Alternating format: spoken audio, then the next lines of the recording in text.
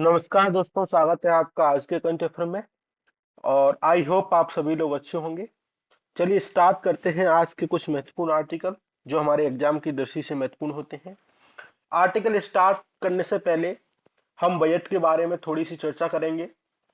हम उन्हीं पॉइंटों को अभी लेंगे जो हमारे एग्जाम में आ सकते हैं, एक्स्ट्रा बातों को नहीं समझेंगे, क्योंकि यूपीएससी हमेशा बजट से ट्रेंड को फॉलो करता है, ट्रेंड से प्रश्न उठाता है और हमें उन्हें उन्हीं ट्रेंड को पढ़ने की आवश्यकता है।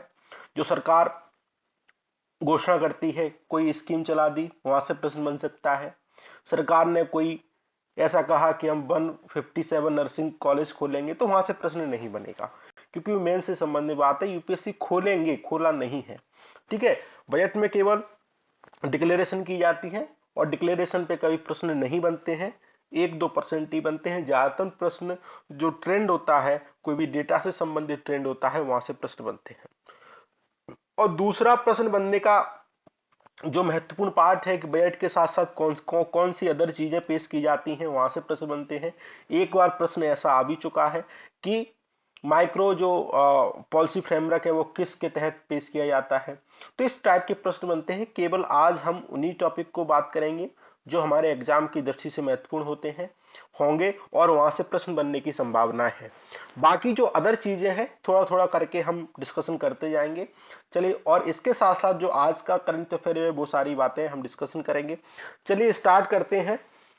बजट के बारे में सबसे पहली बात है कि इसका हम रेवेन्यू और एक्सपेंस, सरकार के द्वारा कितना रेवेन्यू कलेक्ट किया जाता है, सरकार के द्वारा कितना एक्सपेंस किया जाता है over the period of time, 1 year में सरकार के द्वारा कितना यूटिलाइज किया जाता है, गवर्नमेंट, बिजनेस, इंडिविजुअल, उनका इनकम लेवल क्या है। तो ये सारी बातें सरकार के द्वारा बजट में पेश की जाती हैं। अंडर द आर्टिकल 112 के तहत बजट शब्द का प्रयोग नहीं किया गया है। उसमें कहा गया है कि एनुअल फाइनेंशियल स्टेटमेंट कहा गया है, उसमें बजट नहीं किया गया है। और इसका मतलब होता है कि जो रिसिप्ट हैं, जो एक्सपेंडिचर हैं गवर्नमेंट के 1 अप्रैल से लेकर 31 मार्च के बीच, वो उसको क्या कहते हैं, एनुअल फाइनेंशियल स्टेटमेंट हम बोलते हैं। ठीक है, तो इस बात को आप याद रखेंगे।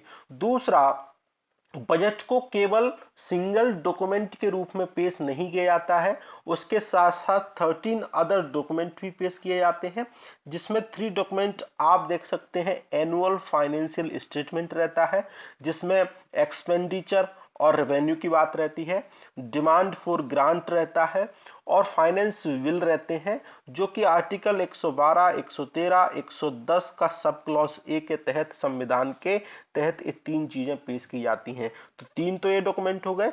इसके अतिरिक्त 2 document physical responsibility and budget management act 2003 के तहत 2 डॉक्यूमेंट पेश किए जाते हैं, जिसमें माइक्रो इकोनॉमिक फ्रेमवर्क स्टेटमेंट और दूसरा डॉक्यूमेंट है मीडियम टर्म फिजिकल पॉलिसी कम फिजिकल पॉलिसी स्ट्रेटजी स्टेटमेंट।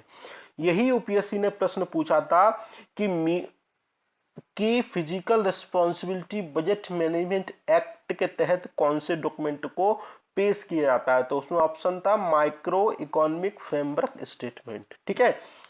और इसको अब आपको पढ़ना है कि मीडियम टर्म फिजिकल पॉलिसी कम फिजिकल पॉलिसी स्ट्रेटजी स्टेटमेंट भी इसी एक्ट के तहत पेश किया जाता है। इसके साथ, ये तो मेन हो गए, इसके साथ जो अदर जो डॉक्यूमेंट रहते हैं एक्सप्लेनेटरी नेचर के रहते हैं, जिसमें सपोर्टिंग डॉक्यूमेंट रहते हैं, वो सारे डॉक्यूमेंट इस बजट में पेश किए जाते हैं। तो इस बात को आप याद रखेंगे। ये हमारा हो गया क्या, स्टैटिक पार्ट। ठीक है, तो यहां से प्रश्न बन सकता है, तो आप इसको स्पेशली याद रखेंगे। दूसरी बात, जो इस बार का बजट पेश किया गया उसमें प्रायोरिटी की बात की है, जिसमें सप्तऋषि की बात की गई। उन्होंने कहा कि हमको लास्ट माइल तक जाना है, महात्मा गांधी के सिद्धांत पे काम करना है। ठीक है, ताकि जो अंतिम छोर पे व्यक्ति बैठा है वो भी विकास की मुख्य धारा में, विकास की जो डेवलपमेंट है उसकी मेन स्ट्रीम में शामिल हो सके। दूसरा, यूथ पावर के बारे में बात की। तीसरा, फाइनेंशियल सेक्टर के बारे में बात की। और फोर्थ, आप ग्रीन ग्रोथ के बारे में बात की, मतलब कि पॉल्यूशन लेवल कम हो ताकि हम क्लाइमेट चेंज से लड़ सकें। अपने पोटेंशियल के बारे में बात की कि हमारा जो भारत का, जो इंडिया का जो पोटेंशियल है उसको सही से यूटिलाइज करें और उसका डेवलपमेंट और ग्रोथ की राह में कैसे हम उसका उपयोग कर सकते हैं, इस बारे में उन्होंने बात की।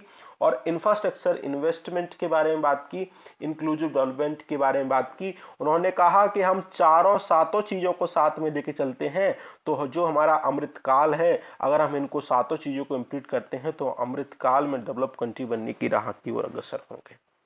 ये सारी बात की। अब हमको जो महत्वपूर्ण बातें हैं वो पढ़ना है। ये आपसे असेंडिंग ऑर्डर में यूपीएससी पूछ सकता है। तो जो रुपया आता कहां से है, इस बात को पहले समझें। तो सबसे ज्यादा रुपया जो आता है बोरोइंग एंड अदर लायबिलिटी से आता है 34%। उसके बाद जो रुपया आता है 17% good and services tax other taxes से आता है। उसके बाद हम बात करेंगे कॉर्पोरेट टैक्स से आता है। फिर जो इनकम टैक्स और कॉर्पोरेट टैक्स दोनों सेम है। यूनियन एक्साइज ड्यूटी से 7% आता है, नॉन टैक्स रिसिप्ट से 6%, नॉन डेप्ट कैपिटल रिसिप्ट से 2% और कस्टम से 4% आता है। तो 3-4 चीजें आप याद रखेंगे। पहले नंबर पे सबसे अधिक किससे आता है, बोरोइंग से आता है। सरकार अधिक से अधिक उधार लेती है 34%, चाहे वो अब्रॉड से हो चाहे वो अपने देश से हो। उसके बाद गुड सर्विस टैक्स से आता है। फिर उसके बाद या तो इनकम टैक्स ले लेना या तो फिर कॉर्पोरेट टैक्स ले लेना। तो 4 चीज याद रखेंगे। पहले नंबर पे बोरोइंग, दूसरे नंबर पे गुड सर्विस टैक्स, तीसरे नंबर पे सी मतलब कि कॉर्पोरेट टैक्स, और फोर्थ नंबर, तीसरे या फोर्थ नंबर पे एक कर सकते हैं इनकम टैक्स। ठीक है। और जो union excise duty 5th number पे आप इसको रख सकते हैं। ठीक है। तो इनको सिक्वेंस से आप याद रखिए कि यहां से प्रश्न बन सकता है। दो मेनली याद रखिए, borrowing and good service, first और सेकंड नंबर। अब सरकार का जो आता रुपया है वो सबसे ज्यादा जाता कहां है, तो सबसे अधिक जो रुपया जाता है इंटरेस्ट पेमेंट पे जाता है। क्योंकि हम बोरोइंग सबसे अधिक करते हैं तो उनका इंटरेस्ट भी तो हमको चुकाना पड़ेगा। तो इंटरेस्ट हम सबसे ज्यादा पेमेंट करेंगे तो 20% पैसा कहां चला जाता है, इंटरेस्ट पेमेंट में चला जाता है। उसके अलावा जो स्टेट का जो शेयर रहता है, ड्यूटी रहता है, उसमें 18% जाता है और 17% सेंट्रल सेक्टर की जो स्कीम चलाती है सरकार उसमें जाता है। तो इसमें आप ध्यान रखेंगे सबसे अधिक पैसा सरकार खर्च कहां करती है, इंटरेस्ट पेमेंट पे, उसके बाद स्टेट का शेयर, उसके बाद सेंट्रल सेक्टर की स्कीम में करती है। फिर उसके बाद आप देखेंगे तो आप फाइनेंस कमीशन अदर ट्रांसफर को रख सकते हैं 4th नंबर पर, या फिर सेंट्रल स्पॉन्सर स्कीम को रख सकते हैं, 9% दोनों का सेम है। या फिर तो ये 4-5 चीजों को याद रखेंगे। डिफेंस हम 5th नंबर पे ले सकते हैं, तो 5th नंबर पे हम डिफेंस में सबसे ज्यादा पैसा खर्च करते हैं। पेंशन में हम 4% के आसपास पैसा खर्च करते हैं और अदर एक्सपेंडिचर में 8% रहता है। ठीक है। तो इनका आप सीक्वेंस याद रखेंगे, यहां से प्रश्न बन सकता है, इसलिए हमने इसको पढ़ा। दूसरा कुछ ट्रेंड और है कि जो टैक्स रिसिप्ट है उसके ट्रेंड क्या है। तो सबसे पहले हम ग्रॉस टैक्स रिसिप्ट की बात करें तो 2020-21 में 11.4 था। फिर 22-23 में इन्होंने कहा है कि 10.7 हो जाएगा और 22-23 का जो रिवाइज एस्टिमेट आएगा उसमें 11.1 और 2023-24 में बजट एस्टिमेट आएगा उसमें 11.1 की इन्होंने बात की है। ठीक है। तो ये लगातार क्या हो रहा है, जिगजैग स्थिति में, ना लगातार बढ़ रहा है ना लगातार घट रहा है। तो इसको आप ट्रेंड याद रखेंगे। दूसरा डायरेक्ट टैक्स हमारा क्या हुआ है, देखो पहले कम हुआ है फिर बढ़ा है और फिर कांस्टेंट रहा है। तो ये भी क्या है, जिगजैग स्थिति में है। ये भी लगातार इसमें इंक्रीज हमको देखने को ना मिला है, ना तो डिक्रीज हुआ है ना तो इंक्रीज हुआ है। लेकिन अगर हम इनडायरेक्ट टैक्स की बात करें तो 5.4 था, 5.2 था, 5.1 है, 5.1 है। तो आप इसको देख सकते हैं कि इसमें डिक्रीज हमको देखने को मिला है। इसका कारण कोविड की क्या रही स्थितियां रही हैं। अब डेफिसिट रहते हैं कुछ, ये महत्वपूर्ण ट्रेंड है, आप इनको याद रखेंगे। तो बजट, सबसे पहले हम डेफिसिट की डेफिनेशन पढ़ लें ताकि आपको समझ में आ जाए। उसके बाद हम इनका ट्रेंड पढ़ेंगे, यहां से प्रश्न बन सकता है। तो जो डेफिसिट रहता है, बजट डेफिसिट का मतलब तो रहता है, मतलब कि जो बजटी घाटा रहता है उसको बोलते हैं सरकार के द्वारा खर्चा कितना किया गया, एक्सपेंडिचर कितना किया गया और सरकार के द्वारा कितने रेवेन्यू रिसिप्ट प्राप्त की गई। इनके मध्य अगर हमको डिफरेंस प्राप्त होता है तो हम उसको बोलते हैं बजट डेफिसिट। फिजिकल डेफिसिट का मतलब होता है राजकोषीय घाटा। इसका मतलब सरकार के द्वारा कितना पैसा खर्च किया गया, उसमें से जो पैसा सरकार ने खर्च किया है वो बाहर से सरकार ने कितना लिया। मान लो 3% लिया है तो इसको बोलेंगे बोरोइंग कितनी की सरकार ने बाहर से उधार लेके खर्चा कितना किया, तो इसको बोलते हैं फिजिकल डेफिसिट बोलते हैं। एक होता है रेवेन्यू डेफिसिट, तो रेवेन्यू डेफिसिट का मतलब होता है रेवेन्यू एक्सपेंडिचर और रेवेन्यू रिसिप्ट के मध्य जो डिफरेंस रहता है उसको हम बोलते हैं रेवेन्यू डेफिसिट, ठीक है। प्राइमरी डेफिसिट रहता है कि जो हमारा फिजिकल डेफिसिट है उसमें से हमने कितना पैसा इंटरेस्ट पेमेंट के अमाउंट के लिए दिया, उसको फिजिकल डेफिसिट में से हम इंटरेस्ट पेमेंट का जो पैसा है वो माइनस कर दें तो प्राइमरी डेफिसिट बचेगा। इफेक्टिव रेवेन्यू डेफिसिट है कि रेवेन्यू डेफिसिट में कितना पैसा हमने स्टेट को दिया कि उनने कैपिटल एसेट को जनरेट किया, उनका जनरेशन किया, उसका क्रिएशन किया, तो इसको हम बोलते हैं इफेक्टिव रेवेन्यू डेफिसिट। क्योंकि जो पैसा दिया गया उससे तो कैपिटल एसेट का क्या हो गया, जनरेशन हो गया, वो हमारे फ्यूचर में काम आएगी। तो ये चार प्रकार के जो डेफिसिट होते हैं इनको याद रखेंगे, इनकी डेफिनेशन याद रखेंगे।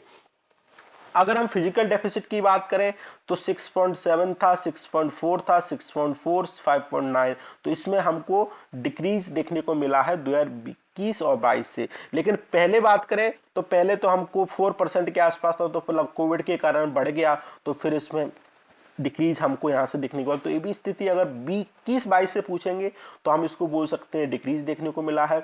लेकिन अगर हम प्रीवियस बात करेंगे 15-16 या फिर 17-18 से, तो इसमें ना तो इंक्रीज है ना तो डिक्रीज की बात कर सकते हैं। दूसरा रेवेन्यू डेफिसिट की बात करें तो रेवेन्यू डेफिसिट 4.4 था, 3.8 और 4.1, 2.9 था।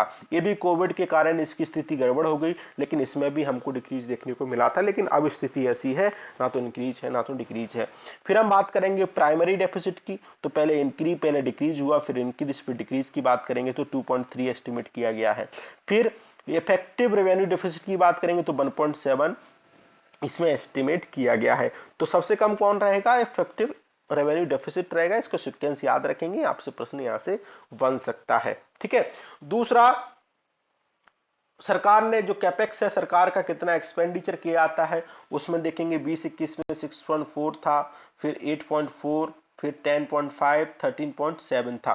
फिर सरकार ने कितना ग्रांट दिया, 2.3, इसमें से ग्रांट दे दिया 2.4, 3.3, 3.7। कैपिटल एक्सपेंडिचर इन 4.1, 5.9, 7.1, 10.0, मतलब लगातार इसमें बढ़ावा आपको देखने को मिला है कैपिटल एक्सपेंडिचर में, ठीक है। इस बात को आप ध्यान रखेंगे। फिर सरकार ने कितना पैसा किस स्कीम के लिए अलॉट किया है, तो आप इसको एक बार पॉज करके देख लेंगे क्योंकि ज़्यादा महत्वपूर्ण नहीं है। इस बात को, अब इंटरेस्ट के लिए इतना किया है, ट्रांसपोर्ट के लिए इतना किया है, डिफेंस के लिए इतना किया है, तो आप इसको एक बार पॉज करके देख लेंगे, इसका इतना ज़्यादा महत्वपूर्ण नहीं है। दूसरा, सरकार एक नया टैक्स स्लैब लेके आई है, न्यू टैक्स रिजीम लेके आई है, जिसमें 7 लाख तक की आपको मतलब कि आपके ऊपर कोई टैक्स नहीं लगेगा। और स्टैंडर्ड डिडक्शन इसमें 50,000 रहेगा। एंड जो डिडक्शन अप टू 15 पेंशन के लिए 15 डिडक्शन रहेगा। और जो कॉर्पोरेट टैक्स है उसके लिए मतलब कि जो सरचार्ज रेट था उसको 37 से 25% पे लेके आए हैं। इस बात को आप ध्यान रखेंगे। और पहले क्या था, 0 से 2.5 लाख था। इसमें आपको कितने स्लैब देखने को मिलेंगे, 1, 2, 3, 4, 5, 6, 7 थे। लेकिन ये 6, 7 को घटाकर कितने स्लैब अब कर दिए हैं, 5 स्लैब कर दिए हैं, जिसमें 0 से 3 वाला आ गया है, 3 से 6 आ गया है, 6 से 9 आ गया है, 9 से 12 आ गया है और 12 से अधिक आ गया है। इस पे 5% है, इस पे 10% है और इस पे आप बात नहीं, इस पे नील है, इस पे 5% है, इस पे 10% है, इसमें 12% है, नहीं इसमें 15% है और इसमें 20% है, इसमें 30% है। तो ठीक, थोड़ा सा आइडिया रखेंगे, इतना ज्यादा आपको आइडिया नहीं रखना है, ठीक है। चलो, सुप्रीम कोर्ट ने कहा है कि जो हमारे एलिफेंट हैं, एशियन एलिफेंट हैं भारत में, उनको कंजर्व करने के लिए, उनको प्रोटेक्ट करने के लिए आप स्टैच्यूटरी बॉडी बनाओ। और ये ऐसा गज रिपोर्ट में भी कहा गया, जो कि एलिफेंट टास्क फोर्स का गठन किया गया था 2010 में। उन्होंने भी कहा था कि एलिफेंट पॉपुलेशन को, उनको प्रिजर्व करने के लिए, उनको प्रोटेक्ट करने के लिए, जैसी बॉडी हमारी नेशनल टाइगर कंजर्वेशन अथॉरिटी है, उसी की जैसी आप नेशनल एलिफेंट कंजर्वेशन अथॉरिटी बनाओ, ताकि हमारे देश में जो एलिफेंट हैं उनकी पोचिंग कम हो सके, उनकी पोचिंग पे लगाम लग सके, उनकी पॉपुलेशन को हम प्रोटेक्ट कर सकें और बहुत सारी चीजें हैं उनको कंजर्व करने की दिशा में हम प्रयास कर सकें, ठीक है, इस बात को ध्यान रखेंगे। दूसरा, जो एशियन एलिफेंट है आपको इधर देखने को मिलेंगे, नेपाल, भूटान, इधर देखने को मिलेंगे मयूरभंज उड़ीसा में, बांग्लादेश में, म्यांमार में, इधर आपको देखने को मिलेंगे, इस बात को आप ध्यान रखेंगे। दूसरा, अगर हम एशियन एलिफेंट की बात करें तो एक की स्टोन स्पीसीज रहते हैं एलिफेंट, चाहे एशियन हो या अफ्रीकन हो, वो क्रिटिकल किसी भी बायोडाइवर्सिटी वाइल्ड लाइफ में क्रिटिकल रोल भूमिका निभाते हैं और वहां की वो की स्टोन स्पीसीज रहते हैं। एशियन एलिफेंट की आयुषन स्टेटस इंडेंजर्ड है और माइग्रेटरी स्पीसीज में इनका अपेंडिक्स 1 है, और जो वाइल्ड लाइफ प्रोटेक्शन है 1972 है उसके शेड्यूल 1 में है, और मोर देन 60% जो एशियन एलिफेंट है वो इंडिया में हमको देखने को मिलते हैं।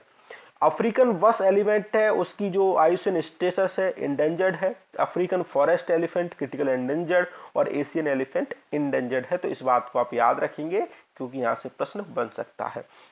दूसरा, एलिफेंट कंजर्वेशन की बात करें तो सबसे अधिक जो एलिफेंट हमको देखने को मिलते हैं वो केरला में देखने को मिलेंगे। सबसे अधिक कहां मिलेंगे, सबसे अधिक कहां मिलेंगे, कर्नाटका में, फिर उसके बाद असम में देखने को मिलेंगे, और फिर उसके बाद आपको केरला में देखने को मिलेंगे। तो ये सिक्वेंस से आप याद रखेंगे, पहले सबसे अधिक कहां, कर्नाटका में, फिर असम में, और फिर केरला में आपको देखने को मिलेंगे। भारत सरकार ने क्या क्या इनिशिएटिव लिए हैं? सरकार ने 1992 में प्रोजेक्ट एलिफेंट लेके आए ताकि उनका वाइल्ड लाइफ जो मैनेजमेंट है, उनका हैबिटाट है उनका हम क्या कर सकें प्रोटेक्शन कर सकें। 2010 में सरकार नेशनल हेरिटेज एनिमल डिक्लेयर किया एलिफेंट को, और हमारे देश में 33 एलिफेंट रिजर्व है जो कि जिनके पास 18,000 स्क्वायर किलोमीटर उनके पास एरिया है। तराई एलिफेंट रिजर्व सरकार ने 2022 में स्टेब्लिश किया उत्तर प्रदेश में, तो इस बात को आप याद रखेंगे। अभी क्या हुआ है, लद्दाख का यो तोसो जो लेक है, जैसा आप इस पिक्चर में देख पा रहे हैं, ये वाला लेक, इसको बायोडाइवर्सिटी हेरिटेज साइट डिक्लेयर किया गया है। ठीक है, ये क्या है, एक नेस्टिंग हैबिटाट है जिसमें आपको बर्ड देखने को मिलेंगे, एनिमल देखने को मिलेंगे, गूस देखने को मिलेगा, ब्लैक नेक्ड क्रेन देखने को मिलेगा, और ब्राह्मणी डक आपको देखने को मिलेगी। यहाँ की जो वाइल्ड लाइफ हेरिटेज, जो बायोडाइवर्सिटी हेरिटेज साइट है, उसके लिए आपको यूनिक होना चाहिए, मतलब कि जो भी साइट है अगर डिक्लेयर करना है तो वहाँ की जो फीचर्स हैं वो यूनिक होना चाहिए, इकोलॉजिकल फ्रेगाइल इकोसिस्टम होना चाहिए। अंडर द बायोडाइवर्सिटी एक्ट 2002 के तहत बायोडाइवर्सिटी हेरिटेज साइट को स्टेट गवर्नमेंट मतलब क्या करते हैं, नोटिफाई करते हैं विथ लोकल बॉडी के परामर्श के बाद, उनसे कंसल्टेशन करने के बाद। ठीक है, क्राइटेरिया क्या है, स्पीसीज वहां पे रिचनेस होनी चाहिए, एंडेमिक हाई होना चाहिए, रेयर प्रेजेंस होना चाहिए, ठीक है, थर्टेन स्पीसीज होना चाहिए, कीटोन स्पीसीज होना चाहिए, कीस्टोन मतलब की जो स्पीसीज होना चाहिए, और ये सारी चीजें वहां पे होनी चाहिए। कहने का मतलब है कि वहां की जो बायोडाइवर्सिटी है उसको क्या देखने को मिलना चाहिए, रिच देखने को मिलना चाहिए। अभी तक हमारे देश में 36 बायोडाइवर्सिटी हेरिटेज साइट है। अभी हाल ही में सरकार ने महेंद्रगिरी जो हिल्स उड़ीसा में है उसको डिक्लेयर किया गया था। अब लद्दाख में जो यो तुसो जो लेक है उसको भी बायोडाइवर्सिटी हेरिटेज साइट डिक्लेयर किया गया है, तो इस बात को ध्यान रखेंगे। दूसरा, इसको सिक्योर हिमालय के तहत किया गया है, जो कि environment ministry of environment forest climate change के तहत इसको लॉन्च किया गया।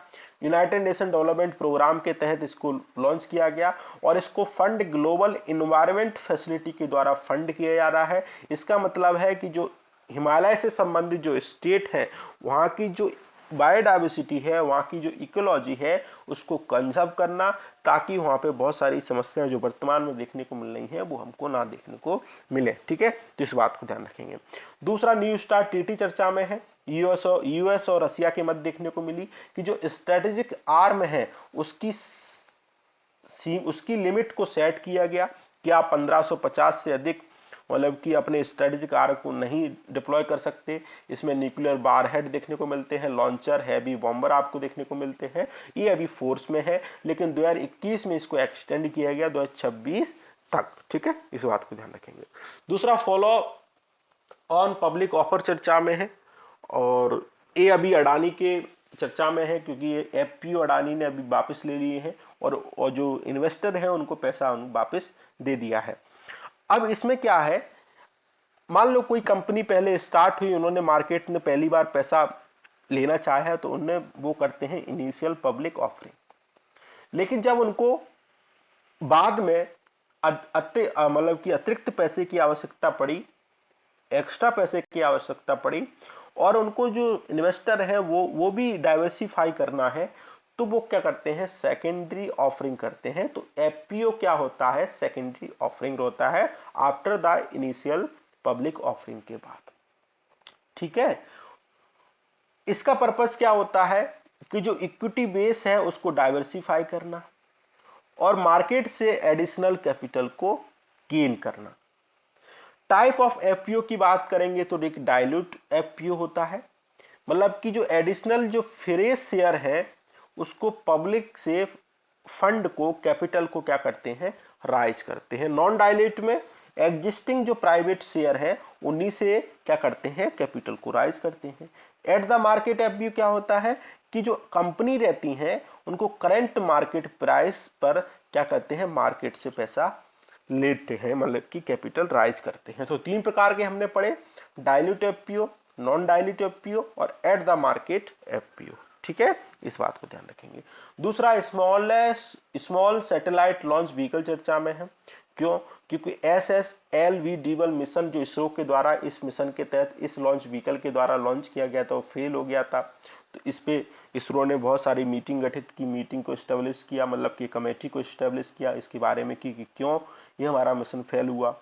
तो हमारे लिए महत्वपूर्ण है small satellite launch vehicle. Small satellite launch vehicle क्या है, 3 स्टेज व्हीकल है। आपको एक सॉलिड, मतलब कि जितनी भी 3 स्टेज है उसमें सारी जो स्टेज है वो आपको सॉलिड रूप में देखने को मिलेंगी। ठीक है, और ये अदर फीचर से है कि लो टर्न देखने को मिलेगा, मतलब कि आसानी से इसको आप इंस्टॉल कर सकते हैं, अनइंस्टॉल कर सकते हैं, इसमें ज़्यादा समस्या नहीं होगी। और जो छोटी छोटी सैटेलाइट है वो इसका उपयोग करके आप इसको ट्रांसफर कर सकते हैं अंतरिक्ष स्पेस में। इसके द्वारा क्या करते हैं, SSLV के द्वारा जो 500 किलोमीटर की, मतलब कि 500 किलोग्राम की कोई भी सैटेलाइट को 500 किलोमीटर तक लो अर्थ ऑर्बिट में आप स्टेब्लिश कर सकते हैं।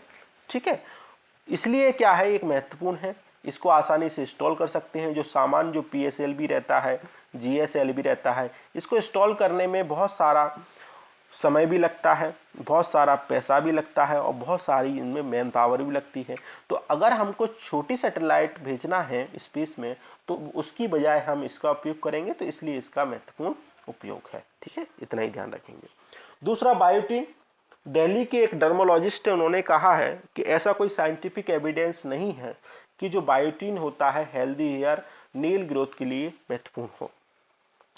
बायोटिन क्या होता है, वाटर सॉल्युबल विटामिन होते हैं जो आपकी मेटाबॉलिज्म फैक्ट, कार्बोहाइड्रेट, प्रोटीन में बॉडी को हेल्प करते हैं। वही आपकी बॉडी में स्टोर नहीं रहते, इनको डेली से क्या करना पड़ता है, आपको इंटेक करना पड़ता है। और विटामिन B7 के साथ ये सिंथेसाइज भी नहीं करते। सोर्स क्या है, red meat, egg, seed, nuts के माध्यम से आपको बायोटिन मिलता है। ठीक है, इस बात को ध्यान रखेंगे। लैब ग्रो जो डायमंड है, मतलब कि जो हमारी जो फाइनेंस मिनिस्टर है, उन्होंने बजट स्पीच में कहा कि हम अब लैब में डायमंड का डेवलपमेंट करेंगे और ये आपको जो डायमंड है, जो ये वाले जो डायमंड होंगे, इसमें आपको केमिकली, फिजिकली, ऑप्टिकली डायमंड देखने को मिलेंगे और डिफिकल्ट होगा कि ये लैब में बनाए गए हैं, आपको नेचुरल रूप से आप इसको देखने को मिलेंगे। इसमें आपको मॉइसाइनाइट, क्यूबिक, ठीक है, क्यूबिक, जर्कोनिया और व्हाइट सैफीहायर और याक जैसे मटेरियल यूज होंगे। इसके माध्यम से हम लैब ग्रोन डायमंड बना सकते हैं। तो इन एलिमेंट को आप याद रखेंगे, यहां से प्रश्न बन सकता है। ठीक है, दूसरा, निर्मला सीतारमण ने, जो कि माननीय फाइनेंस मिनिस्टर है, उन्हें बजट स्पीच में एक स्कीम के बारे में बात की जिसको मिस्टी स्कीम बोलते हैं। ये क्या होते हैं, मैंग्रोव रहते हैं जो कि साल्ट वाटर में या सेलो वाटर में हमको देखने को मिलते हैं। तो इनको डेवलपमेंट करने के लिए इसका फुल फॉर्म ही है mangrove initiative for shore line habitat tangible income. मतलब कि मैंग्रोव का क्या करेंगे, प्लांटेशन करेंगे अंडर द पैन इंडिया, करेंगे under the MNREGA CAMPA fund, और जो अदर सोर्स है उनके माध्यम से हम मैंग्रोव का प्लांटेशन करेंगे ताकि हमारी जो बायोडाइवर्सिटी है वो अधिक से अधिक हो सके। ठीक है, इसके अतिरिक्त मैंग्रोव अलायंस फॉर क्लाइमेट भी बना है, बजट में नहीं बना है, इससे पहले बना था। मैंग्रोव चर्चा में है तो हम इसको भी पढ़ लेते हैं। यूनाइटेड नेशन क्लाइमेट समिट में इंडिया क्या था, पार्टनर था। COP27 मीटिंग हो रही थी, तब मैंग्रोव अलायंस बनाया गया और इसमें आपको यूनाइटेड अरब अमीरात देखने को मिलेगा, Indonesia, mangrove alliance for climate including India भी है, श्रीलंका, ऑस्ट्रेलिया, जापान, स्पेन भी है। तो इसके माध्यम से हम क्या करते हैं, मैंग्रोव के संबंध में प्रोटेक्ट करने का काम करते हैं और उनको अधिक से अधिक प्लांट करने का हम काम करते हैं। तो मिस्टी स्कीम याद रखिएगा और ये मैंग्रोव अलायंस फॉर क्लाइमेट भी आप याद रखेंगे। ठीक है, रेडियो एक्टिव कैप्सूल लॉस्ट हो गया है ऑस्ट्रेलिया में, तो चिंता क्यों है, कैल्शियम मतलब कि सीजियम 137 प्रोड्यूस करता है और ये जहां गिरा है वो उसके 20 मीटर एक्सक्लूजन इसका जोन रहता है। जो व्यक्ति इसके संपर्क में आएगा 20 मीटर के आसपास आएगा उसको रेडिएशन का खतरा होगा। ठीक है, तो यहाँ फर्थ से गोदाईदरी माइन के मध्य ये अब हमको देखने को मिला है, यहाँ इनका कैप्सूल लॉस्ट हुआ है ऑस्ट्रेलिया में और यहाँ से पॉइजनिंग हो सकती है, रेडिएशन का इफेक्ट हो सकता है किसी व्यक्तियों पे, तो उनको सर्च करने में लगे हैं, इसलिए आपको देख सकते हैं चर्चा में था, तो इसको आप याद रखेंगे। सीजियम 137 कहाँ पे, ऑस्ट्रेलिया में। ठीक है, इस बात को ध्यान रखेंगे।